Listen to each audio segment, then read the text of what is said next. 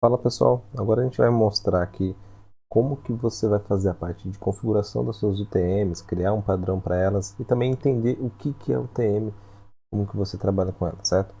Aqui, para a gente iniciar o processo de UTM, né, a UTM basicamente é um parâmetro que você vai colocar dentro da URL do seu site para você conseguir identificar de onde que vem aquele acesso, de qual campanha e etc, tá? Então, para ficar bem claro, eu peguei um exemplo aqui para mostrar para vocês. Então eu estou no site do Terra e aqui tem um banner da reserva, essa loja virtual aqui, tá? Então veja que eu estou no site do Terra, só que eu tenho esse anúncio que eu fui impactado. E eu cliquei nesse anúncio e eu vim para o site da reserva. E qual que é o grande ponto que a gente vai trabalhar aqui hoje? É no entendimento dessas informações que ficam aqui na URL, tá? Essas são as UTMs, tá vendo? Nossa, cliquei aqui e não era para ter clicado. Deixa eu dar um voltar. Então aqui ele está me falando o seguinte: eu tenho três UTMs, então tá vendo? Aqui tem a UTM Source, né? A UTM Origem. Então aqui a gente tem a UTM Medium e a UTM Campaign, certo? Então essa é a estrutura que a reserva encontrou para conseguir fazer a classificação e a mensuração. Tá? Tem algumas formas de você conseguir mensurar, de você criar uma campanha, de você traquear essa campanha para que você consiga mensurar de onde que ela vem e os resultados dela. Tá? E é através da URL um dos principais formatos que o Google Analytics vai te ajudar a você enxergar isso dentro dos relatórios. Tá? Então, digamos que se a reserva não tivesse feito essa parametrização nos links desses banners, eles não iriam saber qual que era a campanha que estava gerando esse acesso. Tá? Basicamente, o Google Analytics ele ia entender que o acesso estava vindo através do Terra e pronto. Tá? Então, uma das formas que eles têm para mensurar aqui é essa. Então, eles estão usando o Criteo. A Criteo é uma ferramenta de remarketing, né, que provavelmente está exibindo esse banner aqui. E a mídia, né, que é a configuração que eles fizeram, né, que a reserva usou, é de Lower Funnel. Então, eles decidiram usar etapas do funil dentro da mídia, né? E a parte da campanha eles estão só atribuindo como uma campanha de CPC, ou seja, uma campanha de custo por clique, uma campanha que eles estão pagando por clique, tá? Então, por que eu quis mostrar esse exemplo? É justamente para você entender o porquê que você tem que usar os UTMs e por que você tem que ter um padrão para elas, tá? Senão você não consegue mensurar as coisas de uma maneira efetiva. Tá? Eu vou dar um exemplo aqui para vocês. Então, o que é o ideal de você fazer? É você criar um padrão, uma diretriz de UTMs, tá? Que você vai usar sempre, tá? Então, se a equipe de marketing for fazer um post, se for fazer subir no YouTube, criar um post no blog, ele tem uma diretriz de como que ele vai criar essas UTMs, tá? Simplesmente não vai sair colocando qualquer link nas postagens, entendeu? Então, o que vocês têm que entender? As UTMs elas têm três principais parâmetros, vamos dizer. Que é a origem, então vamos colocar aqui UTM, underline, source, UTM, underline medium, e UTM, underline campaign. Essas são as principais. Você tem que ter pelo menos essas informações. Existem outros atributos que você pode usar para identificar, para rastrear de onde está vindo o seu usuário, certo? Então, aqui eu até coloco também um link do próprio, o link do próprio gerador de URL, né, do Facebook, do Google. Então a gente poderia colocar aqui, vanderteodoro.com, esse é o site. A origem, que é o source, né, é YouTube, tá? Então a mídia é o canal, o meu canal próprio do YouTube.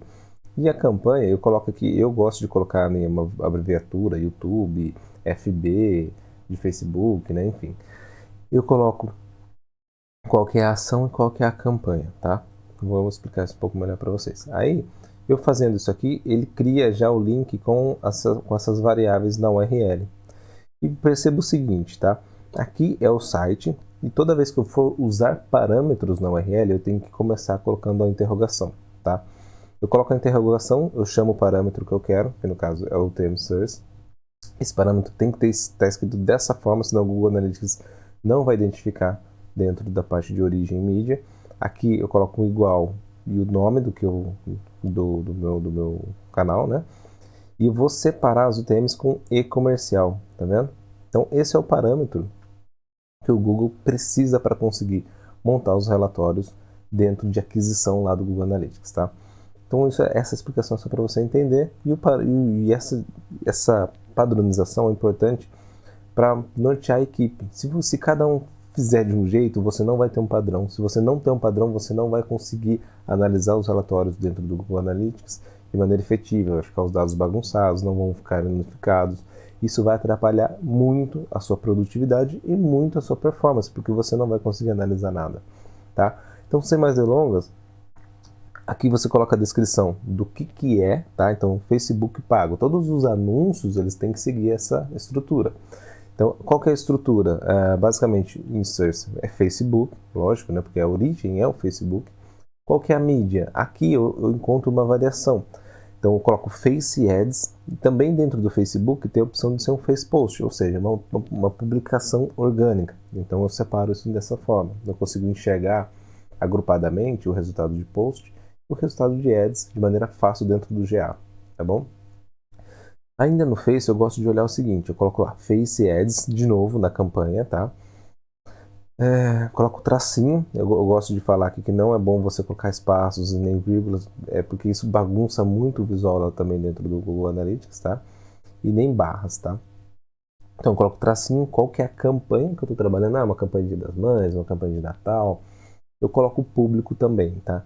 Em alguns casos essa análise pode ir pode ser um pouco mais profunda, tal, mas eu acho que esse é o mínimo que vocês têm que trabalhar, tá? Dentro do Facebook ainda, mas nos posts orgânicos, a gente separa dessa forma. Então ficaria Facebook, Face Post, coloca a data, né? Escrevo aqui a data, qual é a data que está sendo feita e qual é a campanha. Então a gente poderia até fazer um exemplo aqui para ficar bem claro isso para vocês, tá? Isso aqui não pode fazer coisa errada que realmente complica tudo. Então vamos lá. Qual que seria? Vamos fazer até a parte do YouTube aqui, né? Vamos dar um exemplo claro aqui da parte do Facebook. Post, tá? Né, como eu já entendo o funcionamento disso tudo, eu sei como escreve, eu sei exatamente, então eu consigo montar essa URL na mão, tá? Mas se você tem essa dificuldade, você usa aqui o criador de URL. Então aqui vamos só dar esse exemplo, só para finalizar. Em vez de YouTube, eu escreveria Facebook, que é a origem, seguindo o nosso padrão aqui, a mídia Face Post. Talvez em Medium eu vou colocar Face Post. Na campanha, eu vou escrever Face Post, traço, data. Vamos colocar qualquer data aqui, 11, traço, 4, traço, 20. Vou colocar outro traço, lembrando que não pode ser espaço nem nada, porque isso vai dar problema.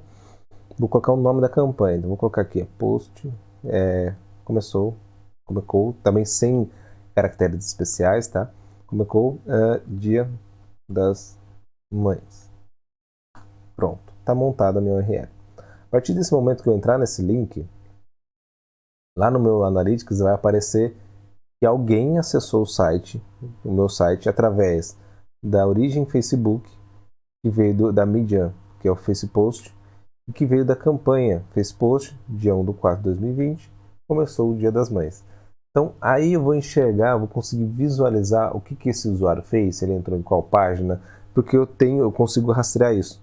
Se eu fizesse um post e colocasse o link exatamente sem isso aqui, dessa forma, o Google Analytics não ia conseguir visualizar todos esses detalhes que eu escrevi. Então, por isso que é importante a gente ter essa padronização e isso ser levado e seguido à risca. Então, para realmente você não ter problemas nos seus relatórios, tá?